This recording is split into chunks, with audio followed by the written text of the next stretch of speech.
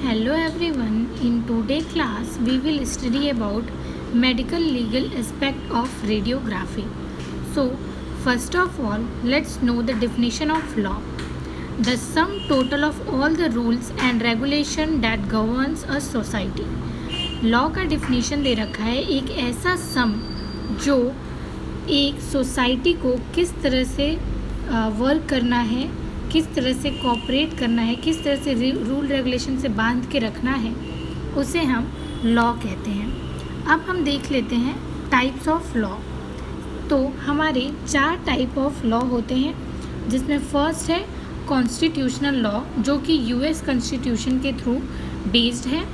Second है हमारा administrative law, जो कि एडमिनिस्ट्रेटिव एजेंसी मतलब कि गवर्नमेंट के द्वारा गवर्न किया जाता है। थर्ड है हमारा स्टैट्यूटरी लॉ, जो कि रिटन लॉज होते हैं। और फोर्थ है हमारा कॉमन लॉ, जो कि हमारे कोर्ट डिसीजन, डॉक्ट्रिन्स और कस्टम के पे डिपेंड करते हैं। तो आइए हम लोग कॉमन लॉ को एक बार रीड कर लेते हैं। Based on court decision, doctrines and custom and usages, developed by जज through court decision and similar legal bodies.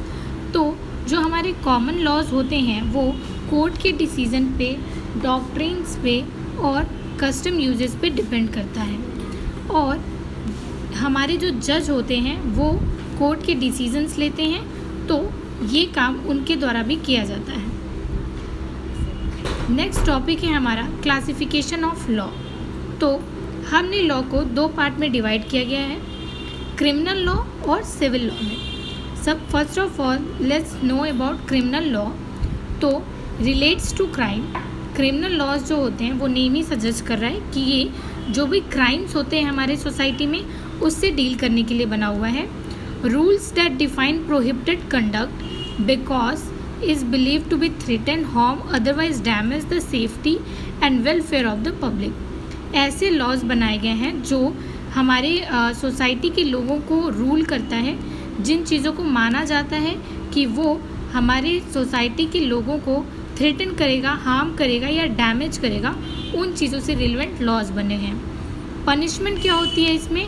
तो इम्प्रिजनमेंट होती है और फाइन होती है।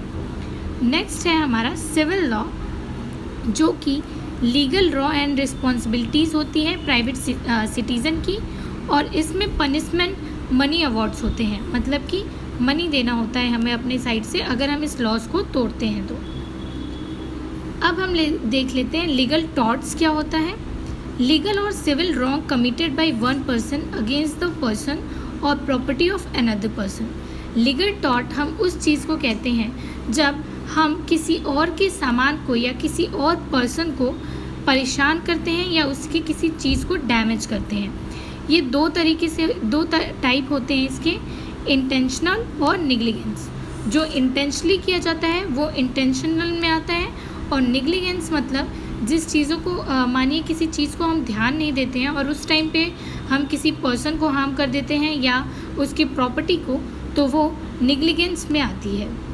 अब हम देख लेते हैं टॉर्ट ऑफ निग्लिजेंस, मतलब कि किस तरह से हम निग्लिजेंस जो हमारा टर्म है उसको डिफाइन कर सकते हैं। Doing something you should not have done, कोई ऐसी चीज़ करना जो हमें नहीं करनी चाहिए थी, या फिर not doing something that you should have done, कोई ऐसी चीज़ जो हमें करनी थी बट हमने सही टाइम पे नहीं की।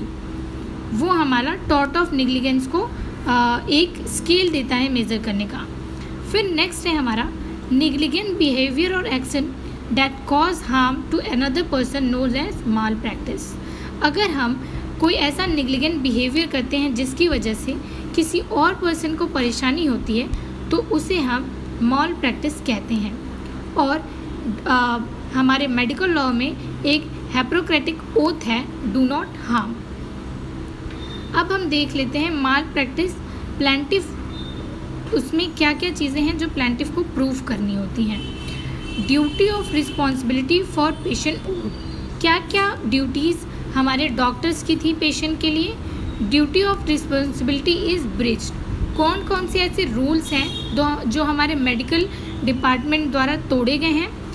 डैमेज, मतलब कि पेशेंट को क्या डैमेज हुआ है या इंजरी हुई है उनके नेग्लिजेंस की वजह से, प्रॉक्सिमल या फिर क्या डायरेक्ट कॉज है, ये सारी चीज़ें हमें बतानी होती है अगर हम एक प्लांटिफ हैं और हमारा कोई पेशेंट है जो इसकी वजह से सफ़र कर रहा है। तो I hope you like the video, thanks for your concentration.